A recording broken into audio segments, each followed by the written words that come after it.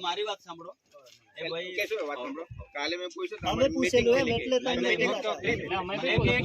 અને વાત બી સાંભળો એમને પૂછું છું મેં સાંભળો કે અમારે ત્યાં તમે 2 દિવસ પહેલા આવ્યા હતા અને તમે સરપંચને ઉધીન જતા અને આપણે રોડ પર બરાબર અને પછી તમને કીધું કે ફોન લગાડો પેલું ઘર છે એવું અમે બતાવ્યું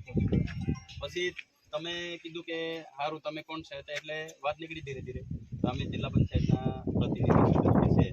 તો પછી પેલા સાહેબે તમારા મોટા સાહેબ છે ને તો પછી ઉતરી પડ્યા છે ચાલો તો પછી આપણે ચર્ચા કરી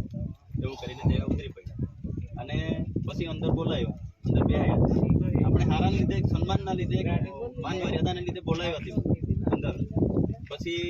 સાહેબને કીધું કે સાહેબ શાના માટે તમે આવ્યા એવું આપણે કીધું પછી એ લોકો માહિતી આપી કે આ વિસ્તારમાં અમે અમુક પાણી માટેના તળાવ બનાવવાના છે નાના તળાવ તો એટલા માટે અમે પાછું શું કીધું કે જે કંઈ તમે કંઈક પણ કોઈ પણ સરકારના કર્મચારીઓ આવો તો પહેલાં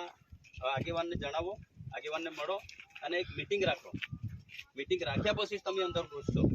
બાકી તમે બારોબાર તમે કંઈ પણ કામ કરી ના શકો એવું પણ અમે સાહેબ જોડે વાત કરી અને પછી તમે પછી એવી વાત પછી બધાને ફેલાવી કે અમે તો મોટી મિટિંગ કરી આવ્યા જિલ્લા